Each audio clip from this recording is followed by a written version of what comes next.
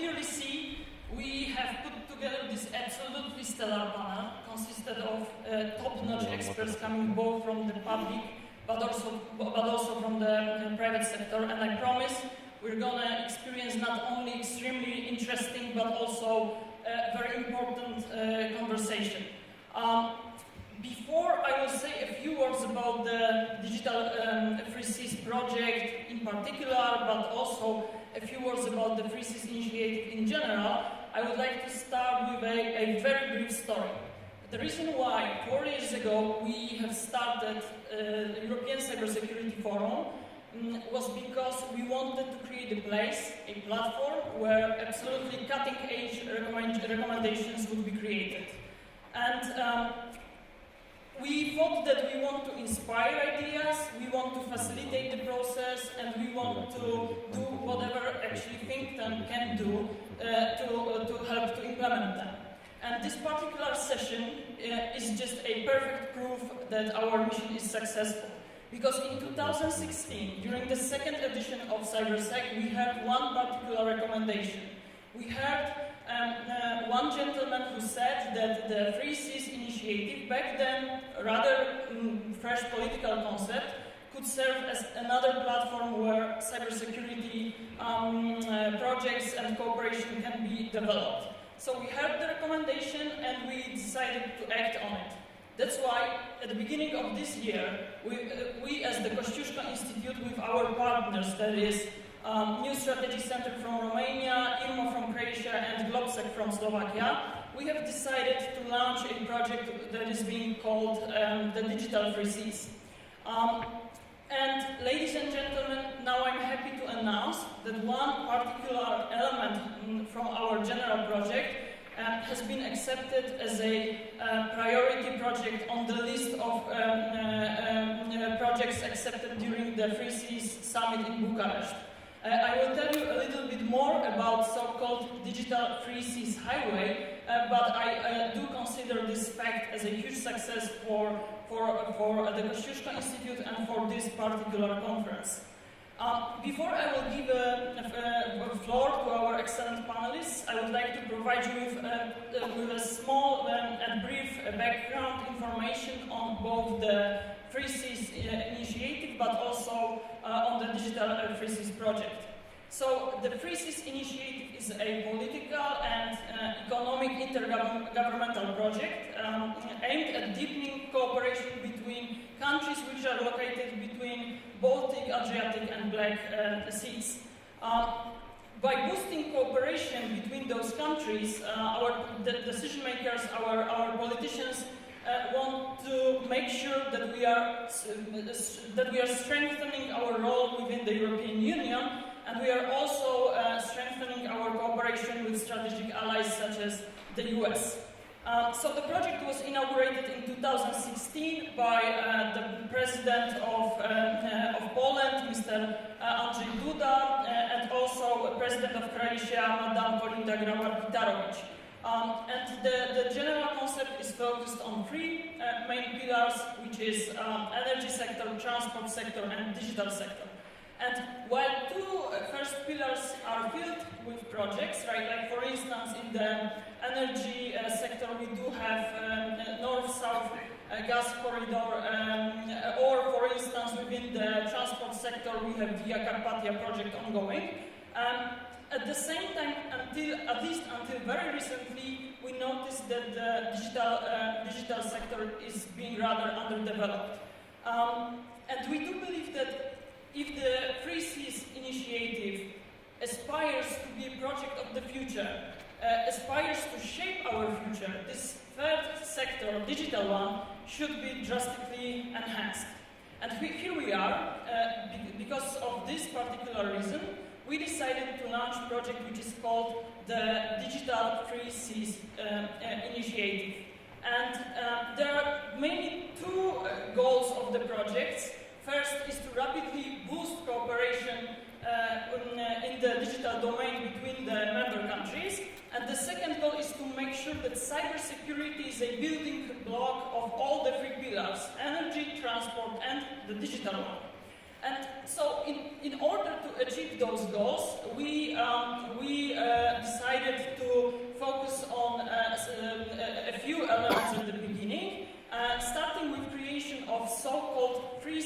digital highway.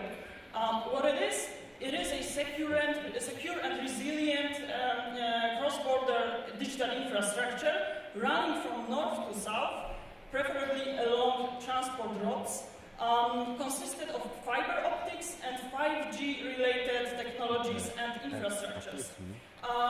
The project, as I mentioned, has been accepted on the official list of priority interconnection projects in Bucharest. So we are hoping that this is the beginning of really implementation of this idea. But for us, and I would like to stress it very, very strongly, this is only a beginning, because we do believe that infrastructure is indeed needed, but it's only just the first step for further projects that will allow us to develop modern digital economies and data-driven industries. So we do believe that on this infrastructure, some other concepts and projects will be created, like for instance, development of modern cloud-based services, development of data islands, data centers, modern IoT projects, creation of e-commerce centers, digital innovation hubs, so on and so forth. The second element of the Digital Free Seas initiative is really to make sure that cybersecurity is a backbone of all the initiatives.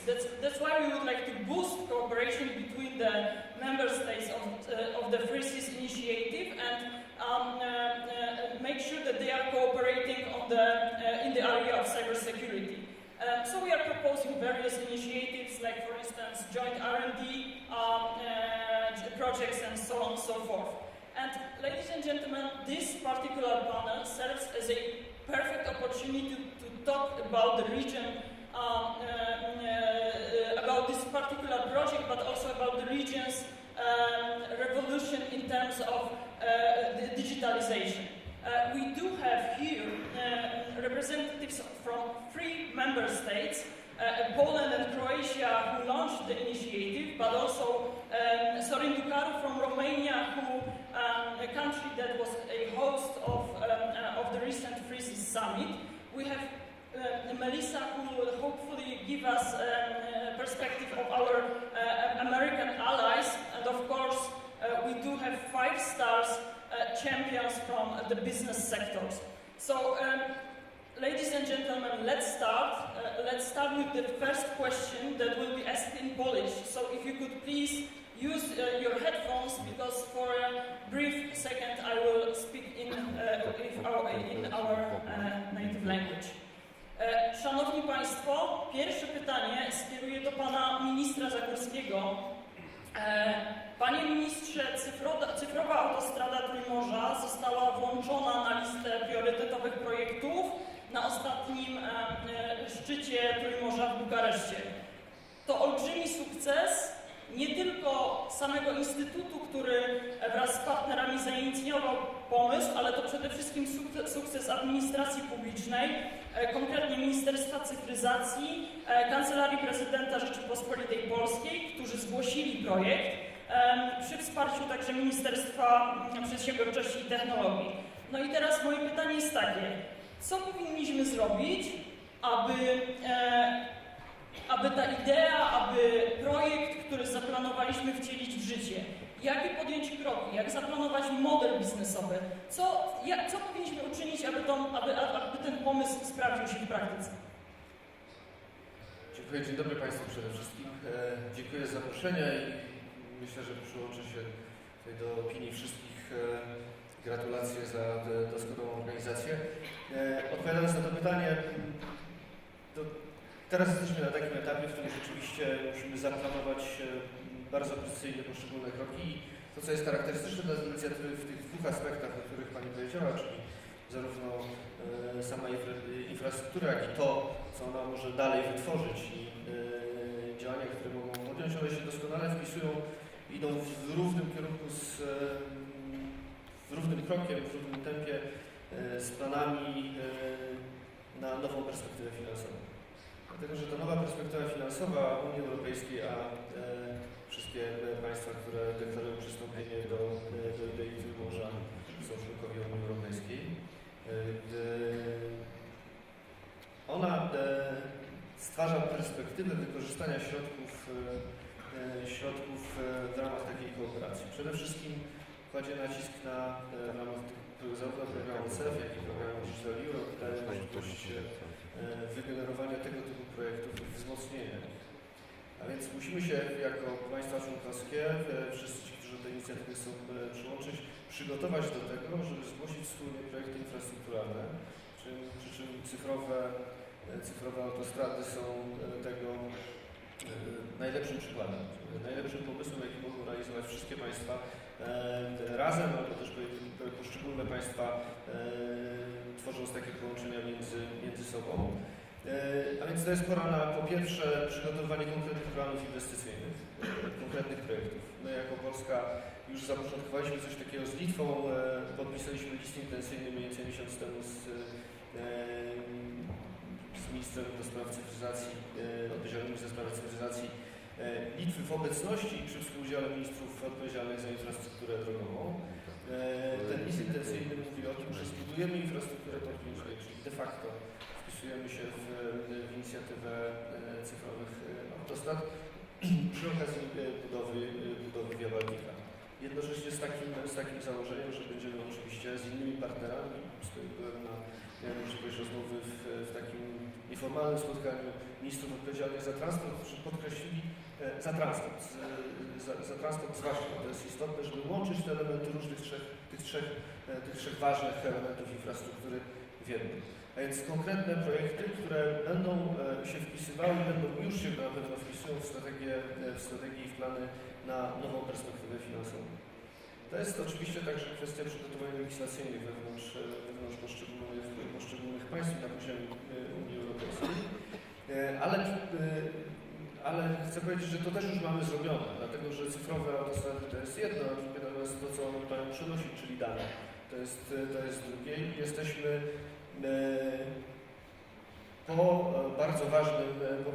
po osiągnięciu bardzo ważnego kroku, jakim jest rozporządzenie dotyczące swobody przepływu danych.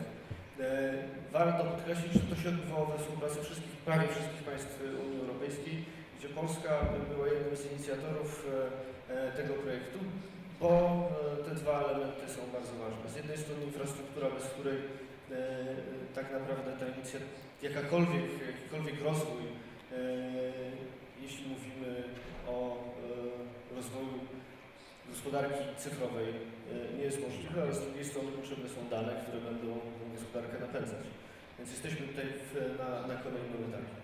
Ważną inicjatywą, która może przy tej okazji zaistnieć i dać dodatkowy efekt, jest inicjatywa i pomysł na huby innowacji, które powinny w ramach tego przedsięwzięcia, czy przy okazji tego przedsięwzięcia, w ramach partnerstwa Trójmorza, powinny powstawać właśnie przy okazji tego projektu i one powinny być skoncentrowane oczywiście na wielu różnych aspektach, ale jak jesteśmy dzisiaj na konferencji poświęconej cyberbezpieczeństwu, to trzeba o tym powiedzieć, że jednym z ważniejszych elementów takiej współpracy powinno być cyberbezpieczeństwo i różne projekty, które będą bazować na tej infrastrukturze, będą ją wzmacniać, ale też będą rozwijać przygotować do konkretnych rozwiązań, zastosowań. To jest potrzebna kooperacja, także dlatego, że jako Europa musimy wzmocnić współpracę w obszarze cyberbezpieczeństwa, dlatego że to jest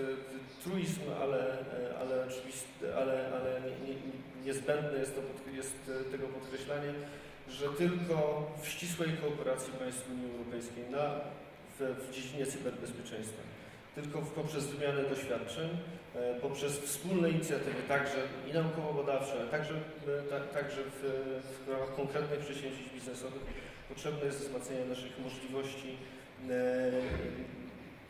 tak naprawdę obronnych.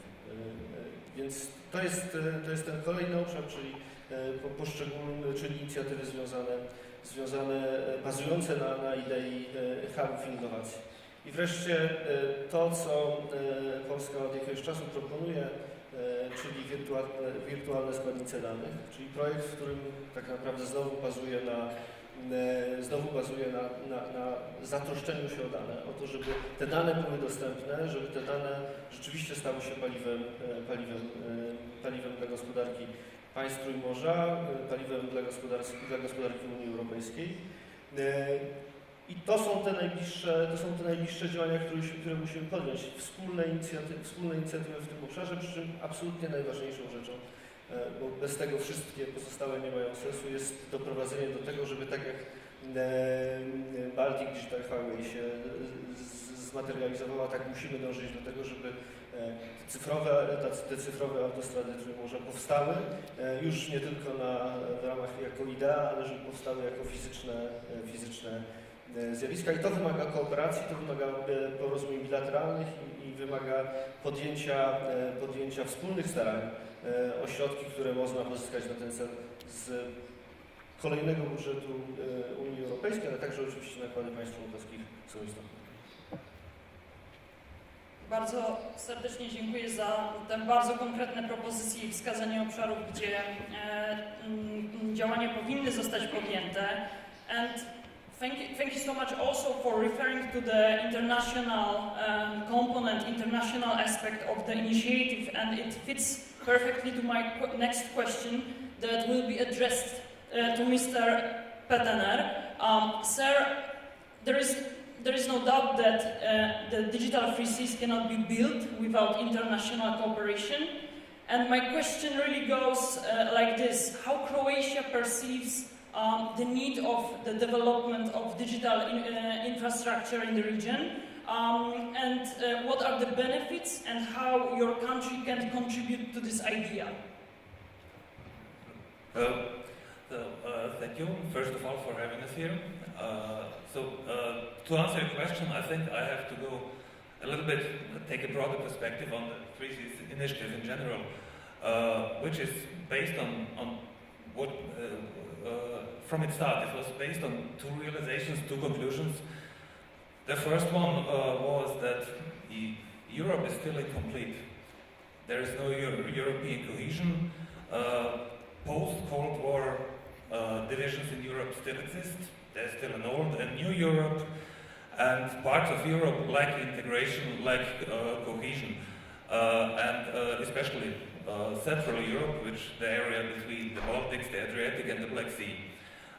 All of our individual countries that came to the Three Seas Initiative have established, since the end of the Cold War, robust East-West connections, but North-South connections are still missing in all three areas.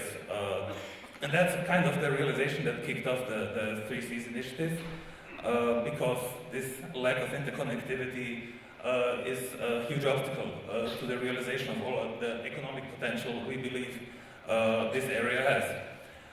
And of course, at the beginning, there was this flagship project, if you want to call it, the energy connections, pipelines, LNG terminals, and so on. But from day one, there was a common understanding, I think, that this is only a first step, that the energy infrastructure projects have to be followed by traffic and by digital infrastructure that should hopefully develop in parallel.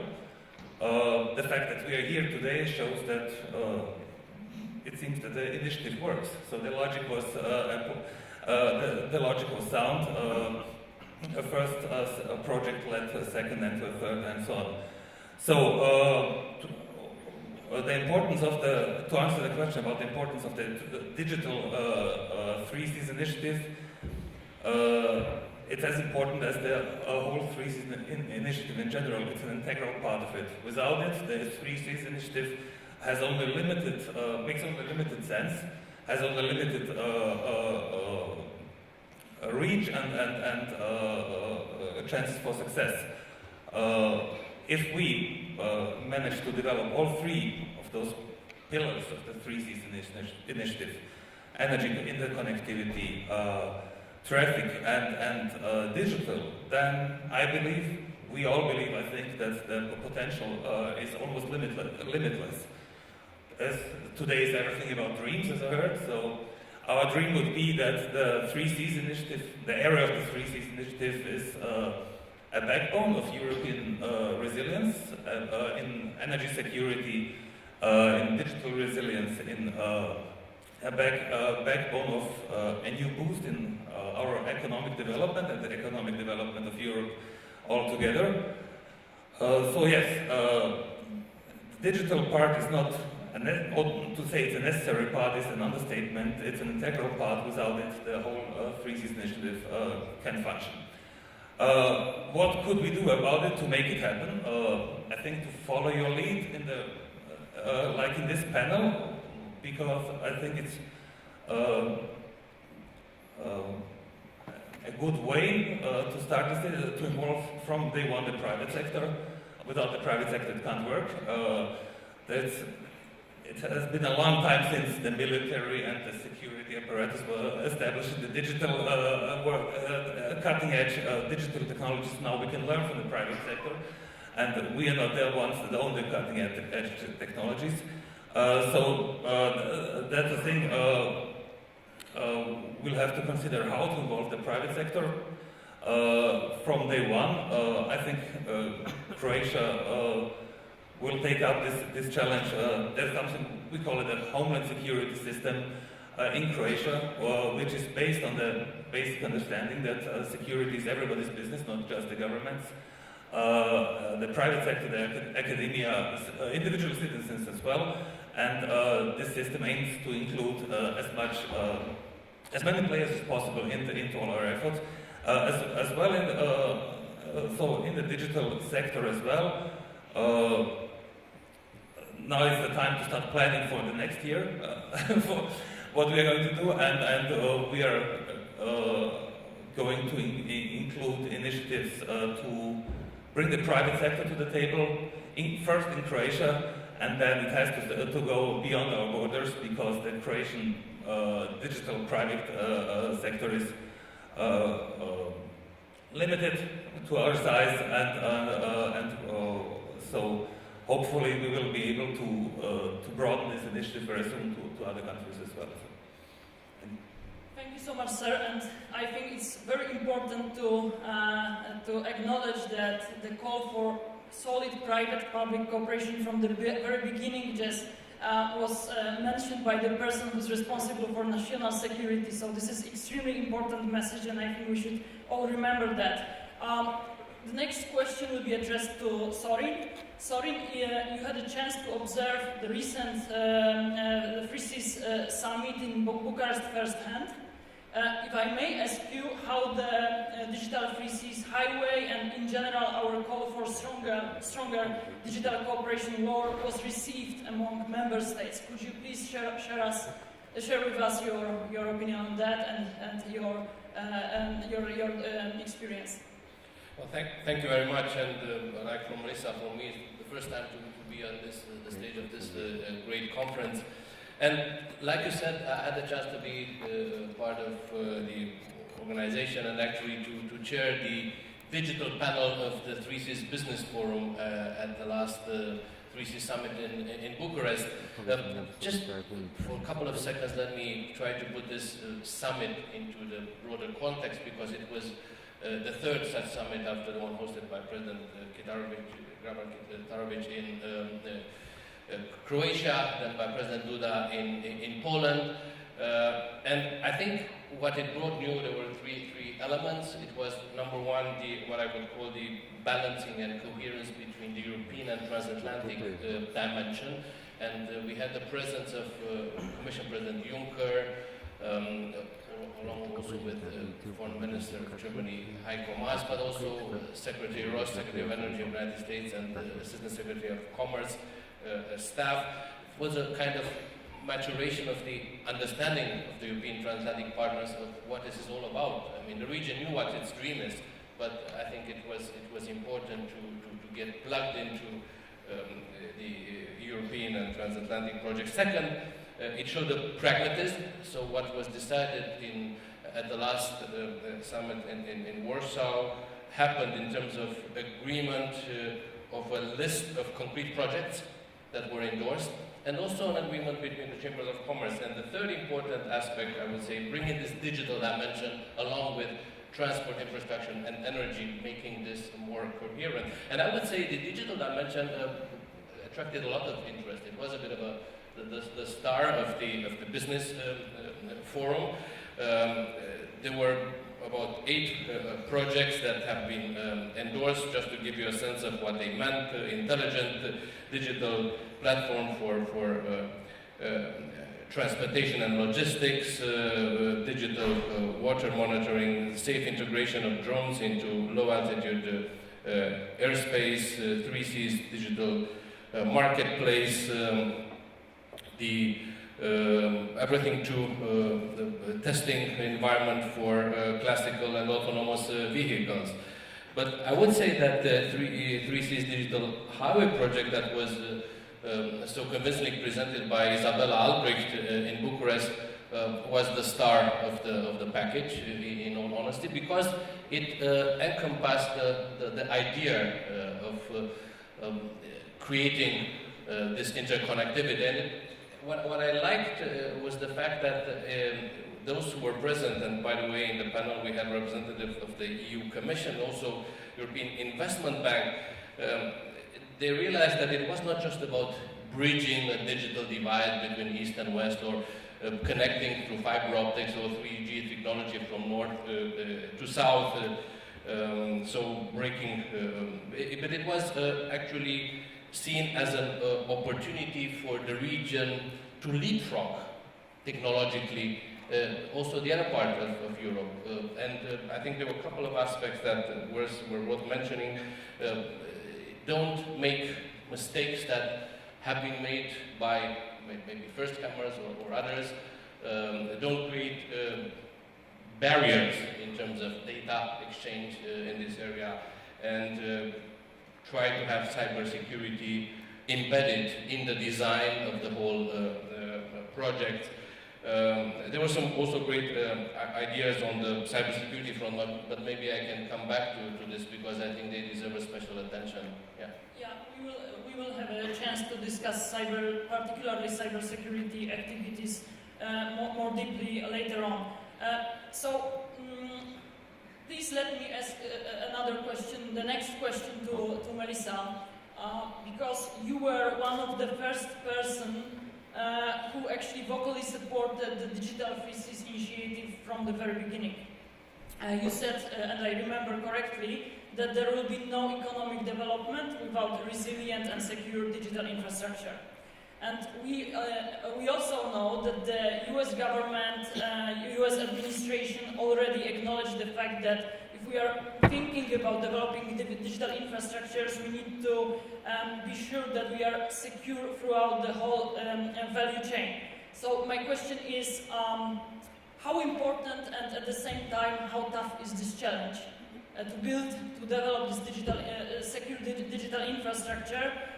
What should be done here in Europe? What can we learn from your American experience? Well, thank you very much. And I think it's so important that the Kosciuszko Institute is leading on the Digital Seas, 3Cs initiative, and I actually had the opportunity to be in Romania and work with the new strategy center on this as well. So, when I look at this, I think the challenge is how do you balance the desire to connect everything immediately with the security requirements embedded within. And we traditionally like to field things fast and fix it later. And that goes from our infrastructures to our software. And I think that as we start to look at the core of our economic health is going to be whether or not these core infrastructures, rail and oil and gas and the digital infrastructure, are designed in such a way that we've thought about how they could actually be tampered with and will hurt our national security requirements. And so I think 3Cs and B9 and Bucharest 9 and the national security aspects with the economic security are intertwined and they have to be joined. Because when you start to look at a grid can be knocked offline in Ukraine and it stops commerce, or in the United States we have key challenges in our core of our electric sector at this point, and other key oil and gas and water, where you see malicious software embedded and pre-positioned to actually be executed at a different time. We have to actually start to think about, as you put intelligence devices in the backbone, as you're going to start to think about flying drones from a security perspective, as you start to think about 5G and autonomous cars, at the same point in time, you must be thinking about how is this going to be turned off when it needs to be on, and how might it be used for harm when you're looking at it for good. And so they're all two sides of the same coin, but as you start to look at these really important, the free flow of goods, oil and gas, services, rail and other transport, and digitization, capital, because you want to flourish this economy, which I think is, and it's all going to be enabled by this digitization roadmap, that you have to think about it in a much more holistic way. And so digitization is the core of everything. These are all digital businesses. Rail does not run without the backbone of the internet, and neither does oil and gas, and none of these other infrastructures will work unless if you have a true backbone of and robust telecommunications infrastructure. So I think that the digital part is the core and will enable the rest. And that we really must think about the national security imperative of the investments that we're getting ready to make in order to allow for the economic opportunity. Thank you so much for those incredibly important words. So now, ladies and gentlemen, let me turn to the business side of our panel. If I may start with Mr. John Frank, sir. AI powered by cloud computing is really changing our reality. I think it's even safe to say that we no longer live in the era of change, but we rather experience the change of the era itself.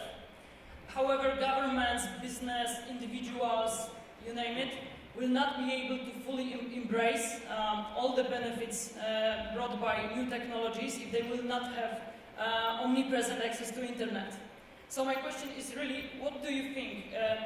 Do you believe that widespread internet connections delivered by, hopefully, the Digital Free Seas Highway might help to take the full benefits from the AI and other technologies? Or maybe you have some other suggestions for our governments to act collectively and to create maybe some other digital policies that will help to boost this process? Thank you.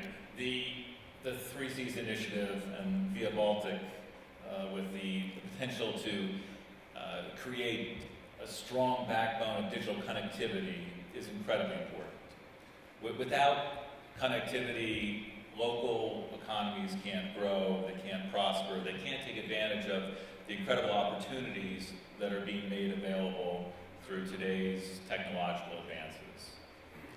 There's never been a better time to jump into technology.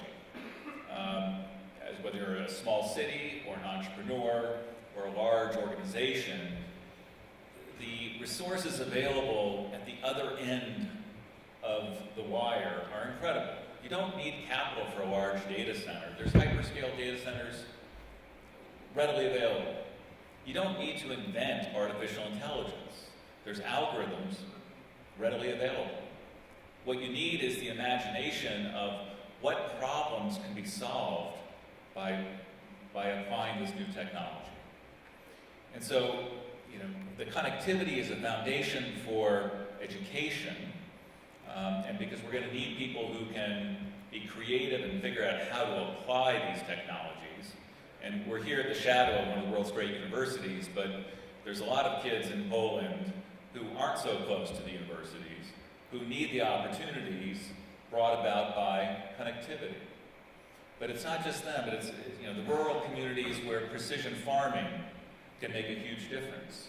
Some of the most exciting advances now are enabling farmers to get higher yields by being smarter about how they water, how they use fertilizer, what the right crops are, and how to raise the crops during the course of the cycle. So that's just one example, but manufacturing 4.0 and supply chains, that depends increasingly on artificial intelligence and big data economics. Genomics-based medicine is revolutionizing treatment for cancer. Again, these advances can be readily available, but you need connectivity for it. And so it's an incredibly exciting future, but the beginning of it has got to be connectivity. And so I think Via Baltica may be the greatest conceived 21st century project in Europe. And so the opportunity to take that project and make it sure it is secure and smart, and I think is really, really exciting. And so I think the incredible opportunities being created by it, and I really encourage and congratulate. I love this sentence that technology already exists. We need to think about the problems that can be solved with what we have. I mean, this is amazing because it changes our perspective, how we look at the problems. The next question will go to Mr. Pablo Chavez, and sir, if I may start with a small quote. Mr. Andrew Frolich, a journalist who once said that the development of 5G infrastructure might drive a quantum leap in the mobile cloud landscape. But I believe that to fully unlock the potential of cloud services and cloud market, all the stakeholders, government, business, individuals, must truly trust the services and solutions that they are using. So you have a global perspective on this problem. How would you respond to the question, how to build trust in the technologies that people, institutions, and entities are using? It's a great question. First of all, thank you so much for having Google participating in this. We appreciate the opportunity, and congratulations on the 3Cs initiative. It's a wonderful regional opportunity for growth and for security that we would love to have an opportunity to contribute to. You're absolutely right that trust is critical to everything that we're doing. The question then is, how do you demonstrate trust? In particular, as we're moving to a cloud computing age, when perhaps the idea of moving data to third-party servers, which at its core is what we're doing, might create questions about how is it that these large data centers are protecting our data? How is it that this transfer of data is happening in a secure way? And the answer is that essentially many of us, Google, other companies, have moved to a system of trust and verify. And what I mean by that is we have the opportunity to kind of demonstrate to the public and to our customers that data in the cloud is actually very secure. We implement any number of means to secure the data, but we also have mechanisms for demonstrating to customers through transparency that the data is under their control, that they have the ability to see who looks at their data, where the data goes, and so forth. And then finally, there's a verification system through ISO standards and other certifications to really demonstrate that what we are saying is happening in the cloud is actually happening in the cloud. I think from a pure Google perspective, one thing that we bring to the table is the fact that the cloud services that we're offering at the end of the day are the very same services that have powered search, YouTube, Gmail, and so forth. So for well over a decade, we've had the opportunity to essentially battle harden our services. And now these services we are turning over to, and we're offering them to third-party companies, digital companies, but maybe as importantly, perhaps more importantly, to companies in other industries, to companies in agriculture, in manufacturing. And we think that opportunity is really, really important. And so we're very, very eager to demonstrate that is secure because, as John pointed out, the ability to turbocharge an existing business to really turn a local company into a global company, that technology is there, that artificial is there, and it's available to companies throughout the region. So we really welcome that opportunity. Again, we would love to be part of the partnership. Thank you so much. Now I would like to turn to Mr. Surówka. Sir, tomorrow the Kościuszko Institute will present a report where among the conclusions we will clearly see that the CE region lags behind the rest of European Union when it comes to the level of digitalization. It is a problem, but on the other hand, this is also the opportunity. The opportunity for investments, because the countries, entities will have to undergo this digital transformation. So my question is, because PZU has significant experience when it comes to the investment in the region, And my question is, which areas are the most attractive from your point of view as a potential investor? Yes, thank you very much for the question. Just before, please let me say, once again, congratulate everyone on Cybersec and this fantastic conference. We are so proud to be one of your partners. I've always known that Cybersec is a very important event in Poland, but now it's starting to be a very important event for the region and for Europe, and it makes us even more proud that we can be part of this. So thank you very much. Now, to your question on the 3Cs initiative, I really believe that it is an incredibly important initiative, not only in terms of public affairs and infrastructure and security, but also in terms of business. And now, why is that? In a certain sense, all those countries, we share a certain characteristic in the sense how our business evolves. And we all, to a minor or lesser degree, are in the process of closing the gap to our Western neighbors in terms of emerging from a time of the Cold War and of communism and of destruction of war, trying to come to the European average when it comes down to GDP per capita, to our competitiveness, and trying to go beyond. Now, some countries are a little bit more close to the European average, like Czech Republic or like Poland, some are less so, but in a certain way, we all are emerging to a world where we will hopefully, at some time soon, come at the brink when we say, okay, we are at the standard of the European Union. And the question is, what is next? What is next, and to which degree can those countries be able also to lead and advance in some areas around global markets?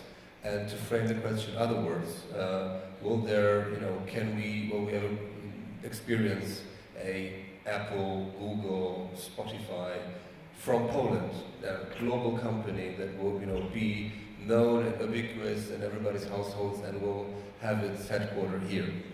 Now, I cannot only speak on behalf of PZU, but I'm happy to be able to report that I just came back from New York, where PZU led one of the biggest delegations of Polish businessmen to the United States, over 50 CEOs, and we discussed just that. How can Poland try to be competitive, and which areas can we try to strive in? Now, I have to say I come back extremely upbeat.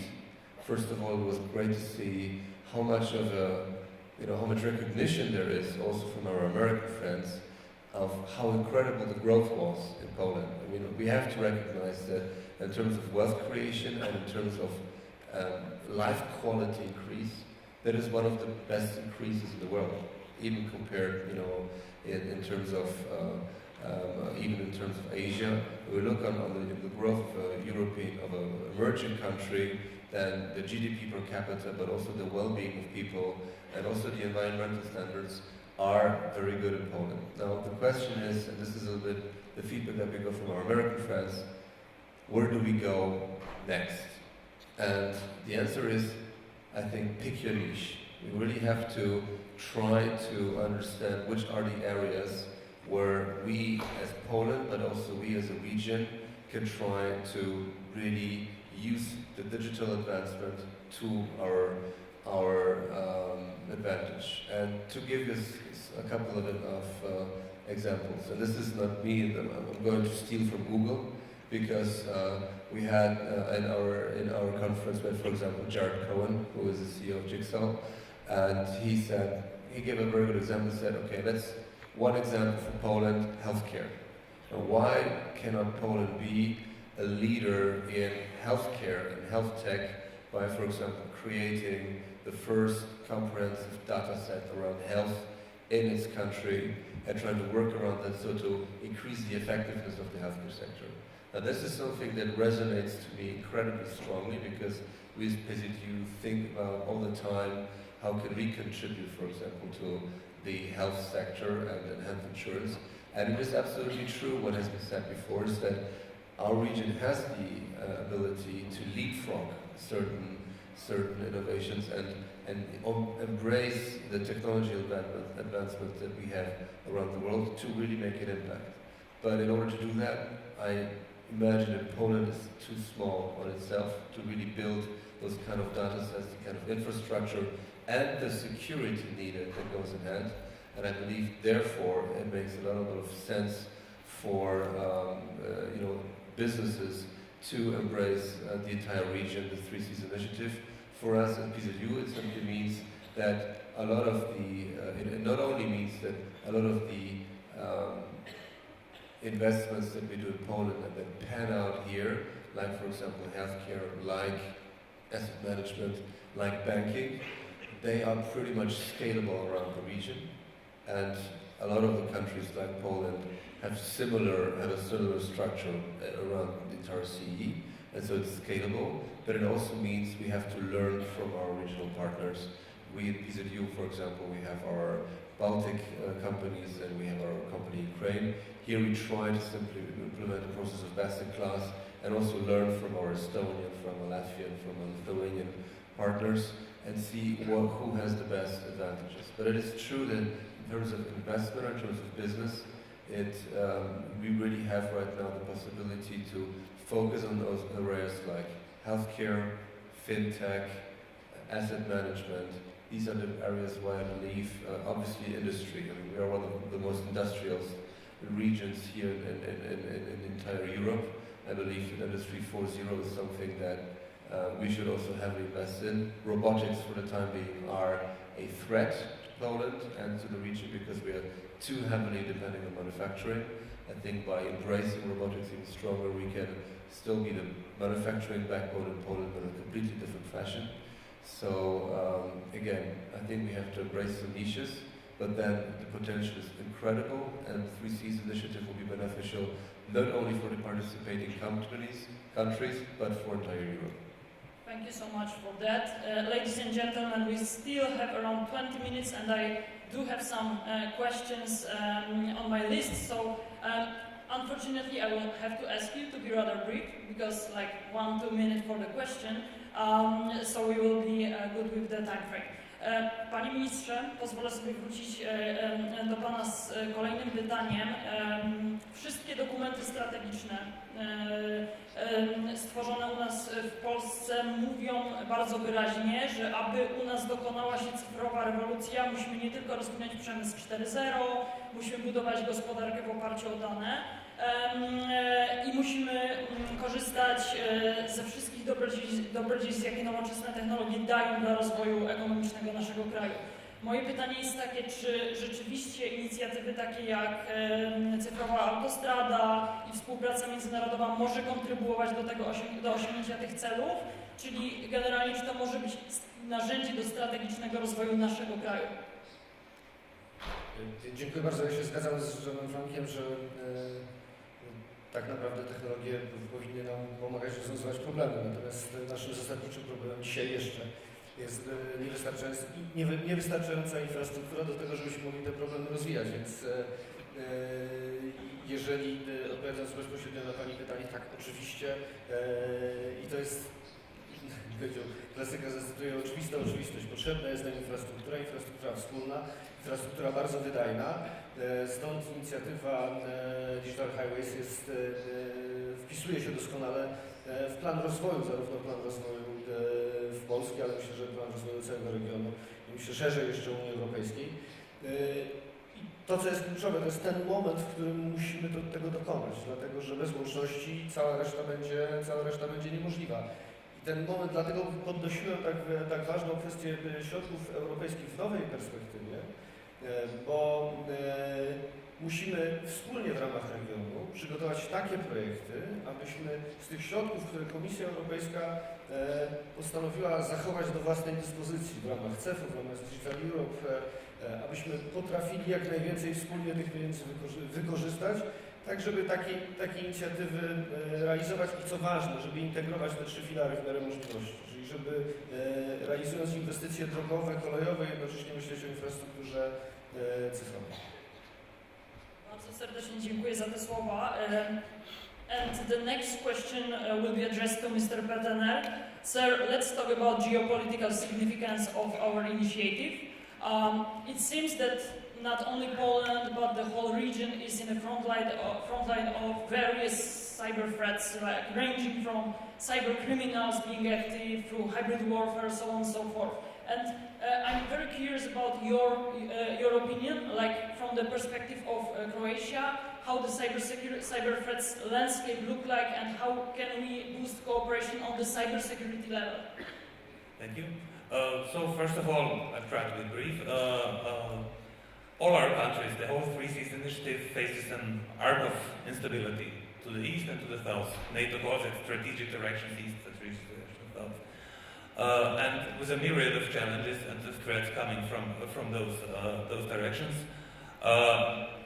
including in cyberspace, in the cyber domain. Not only cyber attacks, hacking attacks or whatever, but also the misuse of cyberspace for propaganda, for promotion of radical ideas, false news, attempts to influence our internal political systems, and so on and so on. I think all those threats have a common denominator. It's very hard to attribute them to somebody, to a specific individual, person, organization, or country. Usually you don't really know where they're coming from. And the second is they don't really stop at borders. I don't think that hybrid attempts are have ever been focused on only one country, and probably never will be. So when our systems stop working at our borders, we make our lives more difficult. Probably. So I think what we can do, what we can start doing tomorrow is even before we even start developing big infrastructure projects and so on and develop funding, we can. It's all based on trust, on mutual trust. That's a good thing, because I think in the area of the Three Seas initiative, there is so much cooperation in so many different areas and on so many different levels that we can really move on from there. We don't have to go back to the confidence building based between individual countries. So what can we do? We can probably, starting tomorrow, increase cooperation and data exchange between our national service, for example, between law enforcement, work on policies together, because frankly, there's a question, is every individual country in our area capable? Do we have the funds, and do we have the technological knowledge and base to do it by ourselves? My guess would be we don't, not every country. Cooperation where we can build on the strengths and maybe hide the weaknesses or every individual state has would make only sense in this regard. Thank you so much. Thank you so much for that. Sorin, would you like to add something to that? We already said that we will talk about concrete actions that can be undertaken within the cybersecurity area. What's your take on that? Well, let me bring a couple of layers. Number one, the technical and I would say the solutions layer. There's a lot of talent in the region, in the IT sector, and just to give you two examples of two cybersecurity companies with global outreach, like Avast or Bitdefender. They were also highlighted at the Bucharest Three Seas Business Forum. There are also good ideas to actually use the region as a platform for capacity building, stimulating education, best practices, as creating a platform for early warning, information exchange for concrete actions in terms of cybersecurity mitigations, but also in determining some compliance, cybersecurity compliance criteria and rules, which are not they're not homogeneous approaches in these countries. There's a next layer that I would mention where these countries and the region could make a difference. I would say that the politics or geopolitics of cybersecurity. The countries in the region have been traditionally very closely associated, for example, to the Helsinki process. They've been very active in the OEC, for example, CBM's confidence building measures, and also in the UN framework. It's important to keep in mind, being an ambassador at UN, the Central and Eastern European countries, they're a bit of a bridge between the Western world and the non-aligned, a lot of influence that is worth to use there. So there are these initiatives developing norms. There are colleagues from the Global Commission on the Stability of Cyberspace. There's the work in the UN, in GGE. I think there's a lot of appetite in these countries for the multi-stakeholder approach and supporting initiatives like, for example, Microsoft Digital Peace initiatives and Tech Accord, or the Siemens initiative on the IoTs. And last but not least, and this is my last layer, integrating cybersecurity with the broader elements of security. Let's not forget that in this region there are a couple of centers of excellence from NATO, like it's the Cyber Center of Excellence in Tallinn, it's the Stratcom Center of Excellence in Riga, there's a Center of Excellence in Counterintelligence in Krakow, another one on human in Romania. So I think integrating cybersecurity in a broader security dimension, because this is actually the frontier of the EU and NATO, and sometimes it's also a bit of a kind of shooting range for a cyber range for tests. So I think there's a lot of opportunity where this region can make a huge difference, and I will stop here to be sure.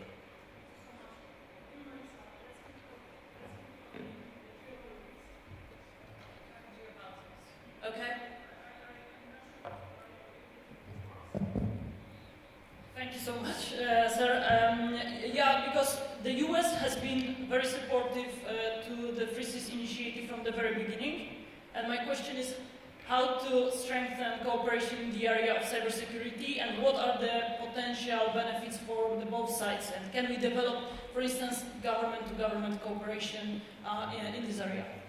Yeah, I mean, it builds on what Soren had to say. I think is really important, whether it's from early warning of you're seeing these new types of attacks on your core infrastructure, to the information sharing and threat intelligence across borders that would lead into that early warning.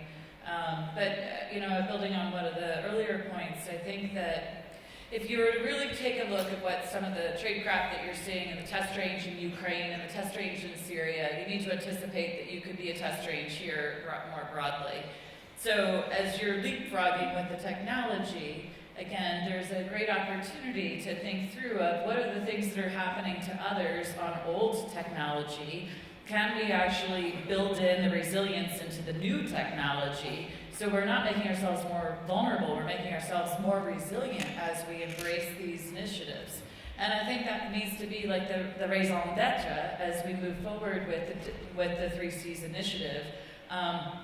All the while remembering that you're on the frontier and the front line of the test range of new tradecraft, new techniques, and that you don't want to see them here on new technologies that have been fielded that are potentially weren't fielded responsibly with the resilience and security built in from the start.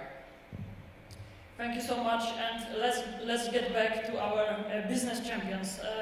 Question to Mr. Frank. Sir, we heard at the beginning that there is no way we cannot build cybersecurity without engagement of the private sector.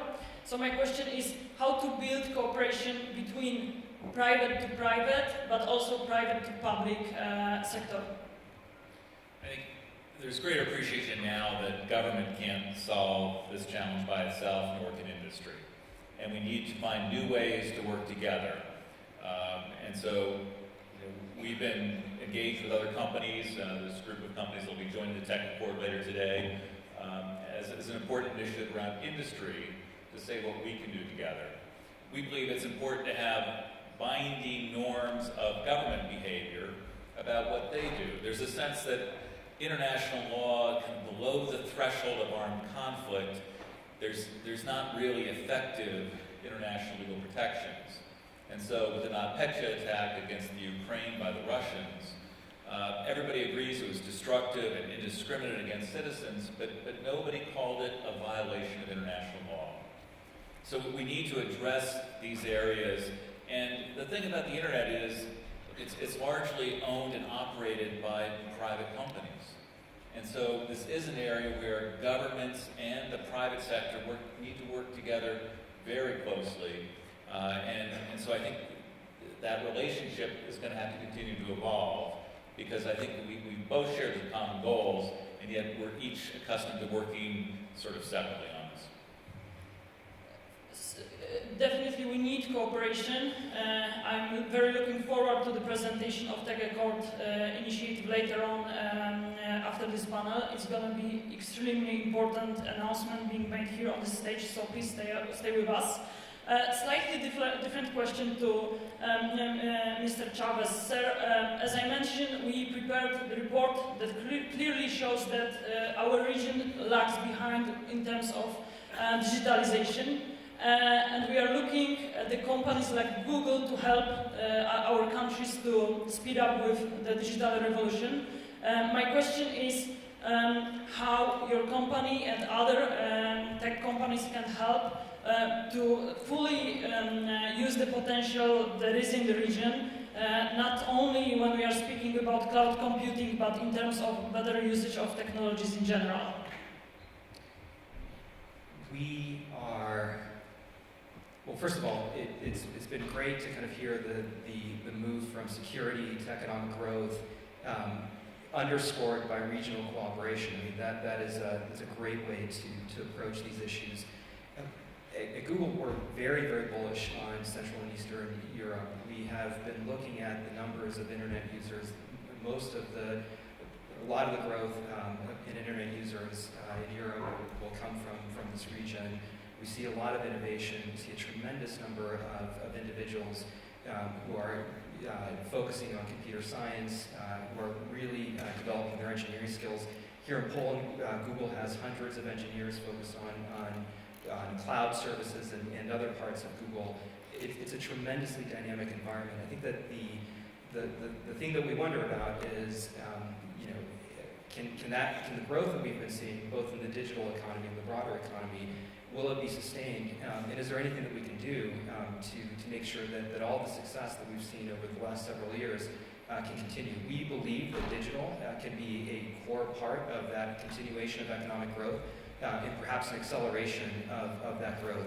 And in order to look at the numbers and see what this could actually look like, we supported work by McKinsey, which is coming out with a report in the next few weeks by the end of October. I think we have an executive summary. I don't know that we have it up on our website, but if we talk later, please approach me. I'm happy to send it to you by email.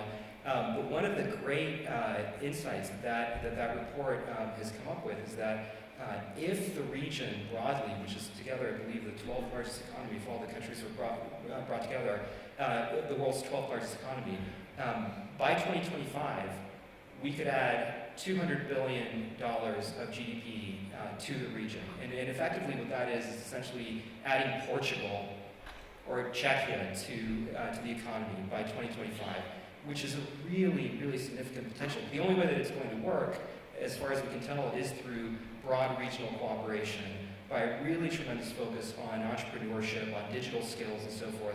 And again, from a Google perspective, we stand ready to help to reach that potential, but it is really promising and really exciting. Thank you. And the last question to Mr. Surówka. Sir, what are the drivers of economic growth in our region? I mean, we are still lagging behind, but we have this strong ambition to catch up. So my question is, are there any options for a leapfrog? Where does the biggest potential lie, in your opinion?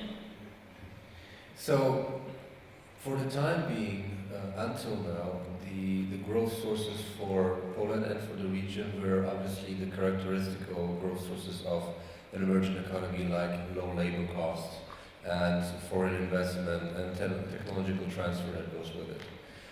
Now these will ebb off as we develop, and so the question is, what is going to offset the ebbing up out of the classical sources? Now, obviously, here in Poland, it is, but this is also true for the entire region, it is mostly the human resources that we have, the human capital. And I think it's incredibly important to state that in Poland we have still around 300,000 students every year who finish their studies in areas like mathematics, IT, engineering, and enter into the workforce and add to all those fantastic engineers that Google and Microsoft are looking for. We also have, I think, in the hackers context, I think Poland last time scored third in the world after Russia and China.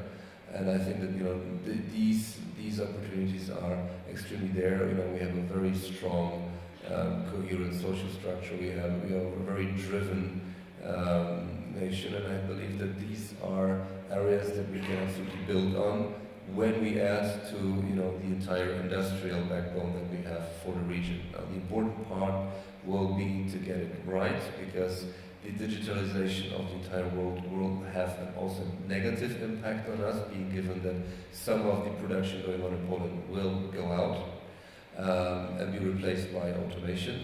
But I believe strongly that it will have the, if we play it right, we'll have the possibility to use those assets that we have for our benefit, and then really lead so that we can have not only Google and Microsoft present in Poland, and happy to, but we will also have a Polish Google and Microsoft.